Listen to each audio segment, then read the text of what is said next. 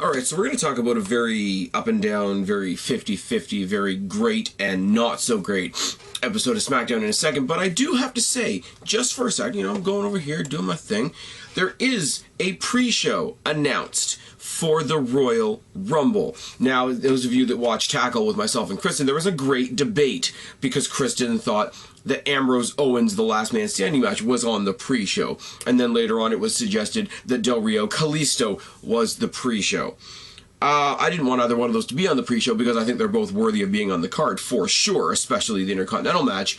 The pre-show, I just have to say this, guys, is a 4-team, like Fatal 4-Way tag team match. And here are the teams. First of all, here are the teams.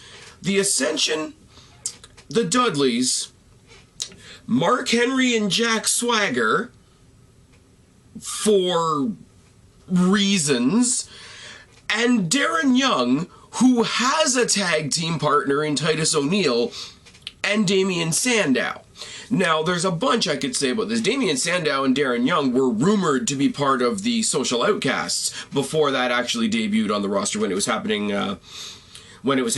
on house shows and whatnot, along with Fandango as well. On his own, I don't give a shit about Darren Young, and Damian Sandow's been a lost cause for a long, long time now. But putting these two together, when one of them is already well known as part of a tag team, fuck that. Mark Henry and Jack Swagger, as I said, for reasons.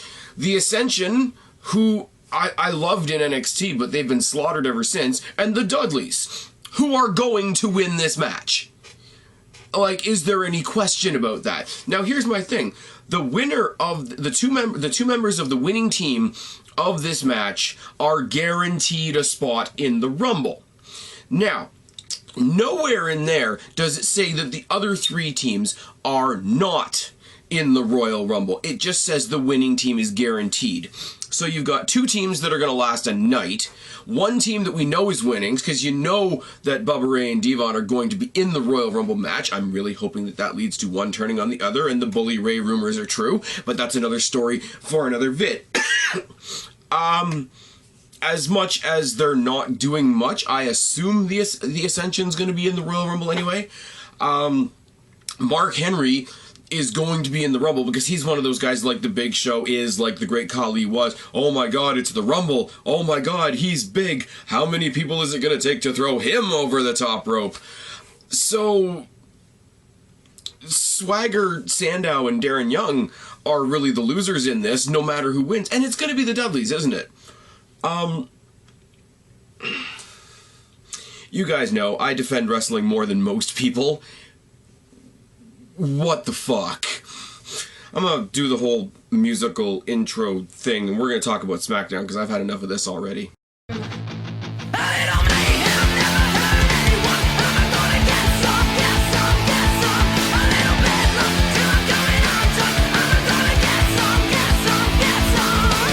What's going on, everybody? It's your buddy, it's your pal Spaz Phoenix, the YWC Reality Check, here to talk about the SmackDown that is going to take us into the Royal Rumble. I know that Raw is the flagship show and SmackDown is something that not a lot of people watch, or at least not a lot of people admit watching, but SmackDown is the true go-home show to any given pay-per-view, isn't it? I'm just putting that idea out there. Just doing that. Like, if they want people to care about SmackDown, announce a match the SmackDown before pay-per-view, or have some major swerve. Anyways, I'm expecting logic from wrestling and wrestling fans. I have a dream. Okay, I'm going to hell. Jericho started this show. If I was any good at editing or gave a shit, I might take that out. But then again, it's me, and I probably wouldn't. Jericho comes out to start the show, but before I even talk about Jericho, I have to talk about one guy they focus on in the crowd, because it makes me cringe, especially being somebody of the age that I am, and those of you that know how old I am, that's fine and wonderful, when they talk about WWE being just for kids, and kids are the only ones that care and whatever. While Jericho was making his entrance, they focused on a guy in the crowd. He's kind of up in the cheap seats, whatever. I'm guessing he's around my age, big old beard on him, bald as fuck. Jericho's music is playing, he's got both fists in the air, and he's full out headbanging, full out hard into the Jericho music while Jericho's making his entrance. Now, that's a little tiny thing that most people won't give a fuck about. Something like that makes me smile, because it just shows me that, you know, you can still have fun. And I could go on a big preachy, rambly thing as I do, but if you got SmackDown on your PVR and you just want to watch the first 2 seconds of the show again, look for this guy, because the camera panned across, and then as soon as they saw this guy, they stayed on him for a good 5-6 seconds or so. Really made me smile. Anyways, Jericho comes out. It's not a highlight reel, but he hypes up the Rumble, shows the clips from the biggest highlight reel in Raw history with Heyman and Lesnar and Roman and the League of Nations and the Wyatts and what the Wyatts did to Lesnar, and it's all good, and it's all good, and it's all good. Talks about himself, Roman Reigns and Brock Lesnar being the top three to watch, basically, in the Rumble match. They're the top 3 most likely to win. New Day cut him off. They talk about Francesca the Trombone, which is, I will say, getting a bit old now. They say that they're still in not mortar. My writing, it sucks, you know this. They are in mourning, and Jericho is a brass murderer. Mourning, murderer, mortaring. There we go. As they're doing the promo, they're New Day, Day and Ross is a shipping company that I use at work. Yes, it is. New Day is, they're doing their spiel, but their spiel is they're very good. They're very good at promos, and they're very funny, and they're very good at embracing the lameness that they have in a good, positive way. But I get bored. I look at the signs in the crowd, and one of the signs in the crowd that really made me pop was a sign that says Kevin Owens gives chubby guys hope. Oh yes. Jericho, quotes Confucius and says that sometimes a unicorn is really a jackass with a plunger on his face. He renames them because they want to be unicorns. You know, they talk about, you know, sparkles and dazzles or some shit like that. Or you can be Rudy, Tootie, and Booty. They're going to jump him 3-on-1. He says, well, you can't really do that because you guys have a match coming up next. And the next match we have is the Usos and Ziggler versus the New Day. Now, I have no problem with this in theory, all people that I like.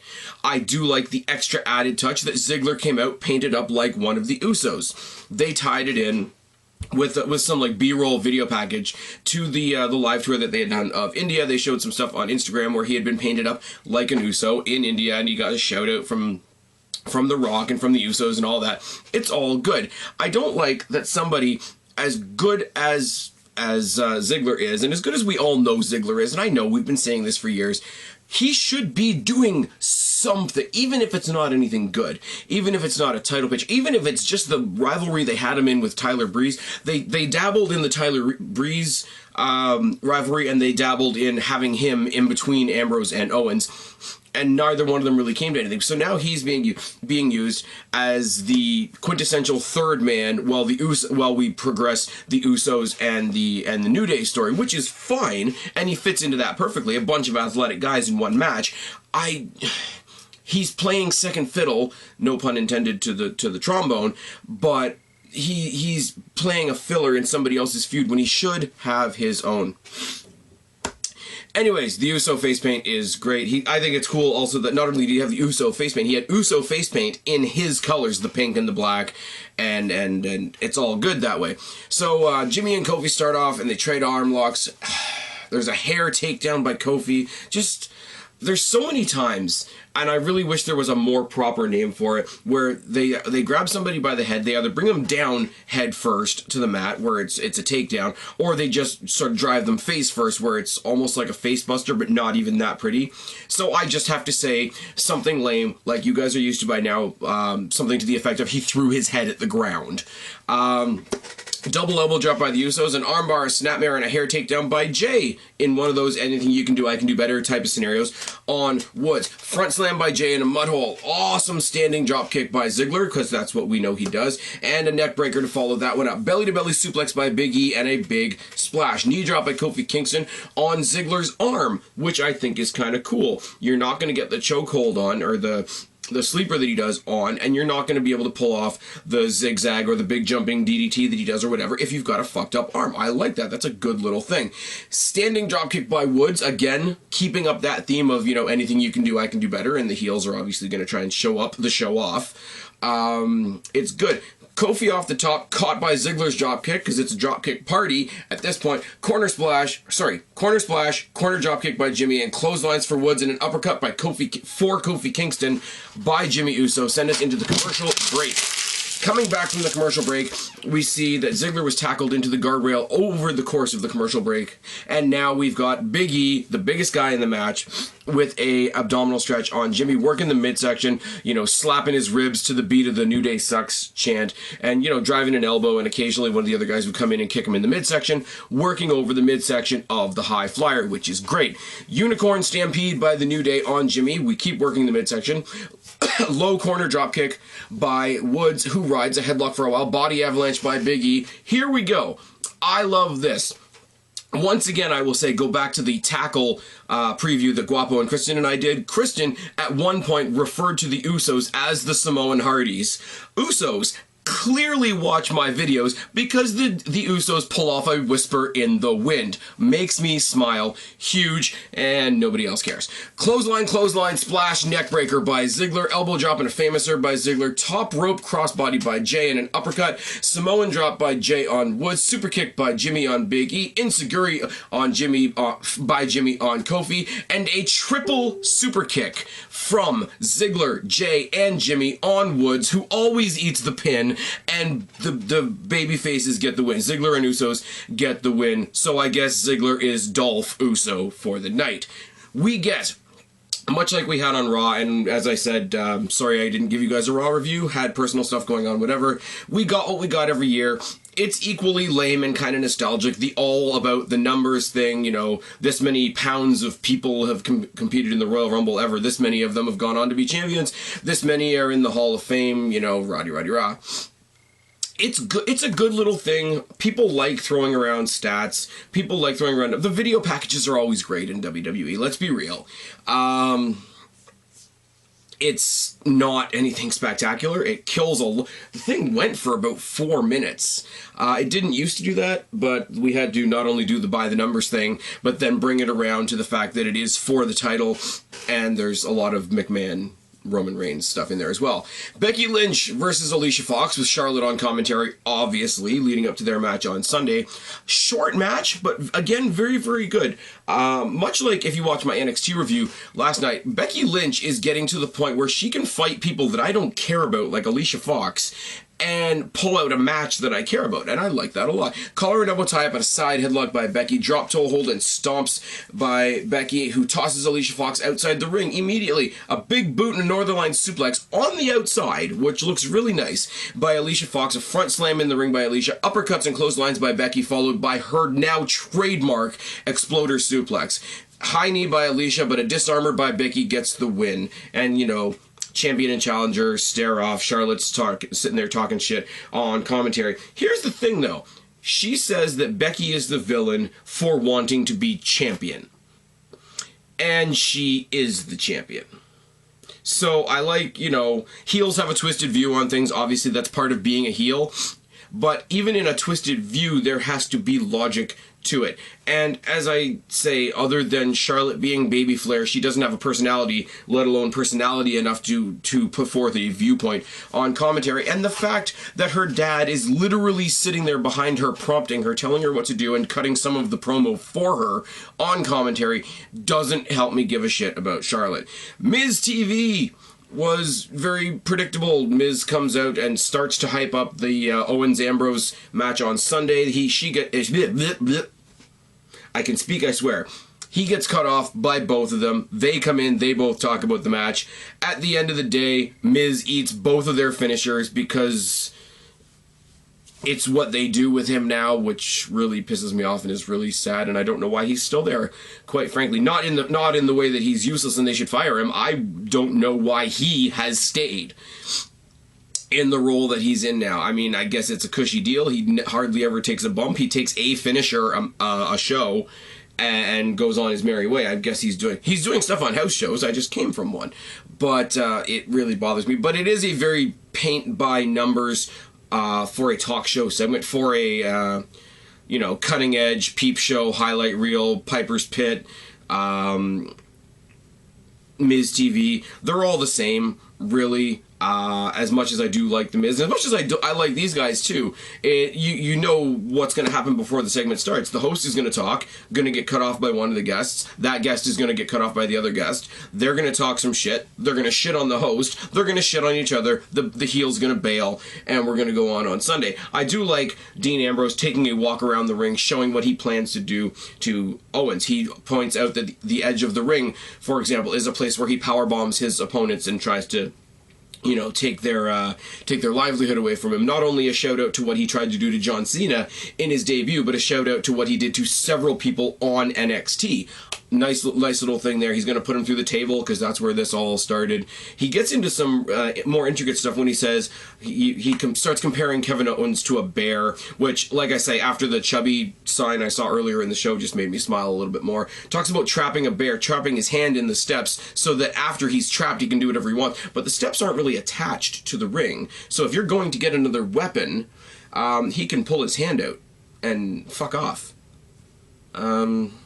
But I do like it. I like this one a lot better than Dean Ambrose's promo from a long-ass while ago that he did on Seth Rollins, where he brought out the dummy and started doing things to the dummy, because that was a little far. When you get the lunatic gimmick with Dean Ambrose, it is cool when he starts literally rambling about what he's going to do to somebody, because he just loses track of it. He loses track of the fact that there's a host in the ring with a microphone there. He loses track seemingly of the fact that there's an audience. He's just planning out in his head what he's going to do to Owens on Sunday. I don't think back then you needed the dummy with the Rollins situation to do that. I think what they did tonight was a lot better, but it was the highlight of the segment. I mean, you know, these two jump each other, Owens bails, haha, I'm a prize fighter, see you Sunday type deal. But it did what it needed to do, I suppose. Ryback versus Bray Wyatt. Because WWE... I'm going to steal a phrase from Taz here, but WWE loves to give me a shot in the handbag. They did this once on a pay-per-view, and I made the mistake of saying, give it time, it might be good. And it wasn't. Bray Wyatt comes out with the entire Wyatt family. Here's the deal. Here is the deal, and here is the deal. We know that fans these days don't like the big jacked-up wrestlers. So why would WWE do something like highlight the fact that all big guys are basically the same? You took out Brock Lesnar on Raw. You take out Ryback on SmackDown. They're clearly the same person. Absolutely not. Fuck off. Match. I have notes, but I'm not even going to bother. Just... Wyatt distraction, Sister Abigail, Wyatt gets the win. Bray Wyatt gets to look strong. It serves its purpose once again, like the segment did on Raw as we close Raw with the entire Wyatt family taking out Roman and Brock Lesnar. Here you have the entire Wyatt family as a unit, as an entity, taking out somebody like Ryback, who WWE would like us to think is another big, strong, powerhouse main eventer like Brock Lesnar when he's really not. But the idea being that they move as an entity. It's like when Wade Barrett walked into the Royal Rumble with the core behind him, when CM Punk walked in there with the new Nexus behind him. Anytime there's a faction and the leader just sort of leads his group around Raw and SmackDown for the weeks leading up to the Royal Rumble, like the Pied Piper. Look, I don't come alone. I come as a group. Look at this backup I have. I'm going to win on Sunday. He goes on a long, long ramble about how the Wyatts are the new four horsemen of the apocalypse, and the apocalypse is going to come Sunday, and the Royal Rumble is mine, mine, mine, mine. He's crazy. Between Ambrose and Wyatt, we have enough crazy in this Rumble match to sustain me and make me think it's going to be fun. I want them to square off so bad. I want there to be a point in the match where Roman's little faction with Ambrose and the Usos and the Social Outcasts and the Wyatts and the League of Nations, just those four groups of four, square off. I want there to be a point in the Royal Rumble match where those four groups are the only people in the ring.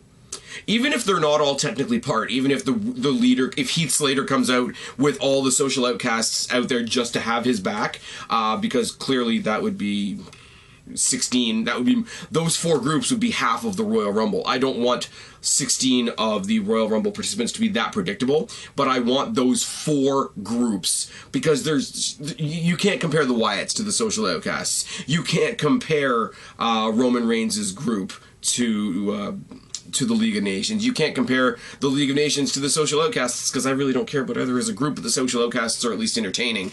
But it should happen. We had the 3 groups of 3 with the Divas. Now we've got the 4 groups of 4 with the male roster. I think it could be an interesting spot. Now, I don't want this to be the deciding factor of the match. Don't get me wrong. I want this, if anything, to happen. Okay, well, it can't happen early in the match. Midway through the match, you'd have approximately 16 people. So as a spot in the middle, as one of those entertaining moments in the Rumble, that would be cool. It would be like when Too Cool came, or sorry, when Grandmaster Sexay and Rikishi were in the ring, and the next person down the ramp was Scotty Suhadi, and he brought the sunglasses, and for a second the Royal Rumble stopped and they all did their dance. That was a pause. That was a dramatic pause in the Royal Rumble. If we have another dramatic pause in this Royal Rumble for these 4 groups to go at it, I think that could be a cool little spot. But that's about it. Really, Stardust versus Titus O'Neil, again, I don't care. Moving on. Kalisto cuts a promo in the back, gets his ass handed to him by all 4 members of the League of Nations. They leave him laying. They say that's what we're going to do to Roman Reigns next. And that's what they pretty much do. The main event is Roman Reigns versus the entire League of Nations, thanks to the Authority. It goes pretty much as you would expect. Roman Supermans for a while, does a good job of keeping it one-on-one with whoever he's in the ring with, but eventually the numbers game does catch up with him. It ends in disqualification for because of all the interference from the outside. The Roman Reigns gets the win by disqualification, which doesn't really do anything for anybody. They beat down Roman. The Usos come and join in. The Usos get taken out again, but Roman Reigns comes back, takes out all the League of Nations. The Wyatts come out. Roman goes 4-on-1 with them. Strowman symbolically tosses Roman out of the ring. They go back in the ring. Dominator by Strowman and a Sister Abigail by Bray Wyatt. And Bray Wyatt, like he did on Raw, stands tall at the end of SmackDown. So the 2 last images we have before going into the Royal Rumble match are the Wyatts taking out Roman Reigns and the Wyatts taking out Roman Reigns, the League of Nations, and Brock Lesnar. Now, all of this would lead you to believe huge, massive things are coming for Bray Wyatt at the Rumble, which means it's going to be really, really disappointing when he gets eliminated, isn't it? Anyways, that has been SmackDown, and I, of course, have been Spaz Phoenix, your YWC reality check. Subscribe up there, talk down there, start a conversation, keep all of these conversations going. Don't be a stranger. I'll talk to each and every last one of you later, but for right now, I'm tagging out. Have a good Rumble. I'll talk to you next week. Bye, guys.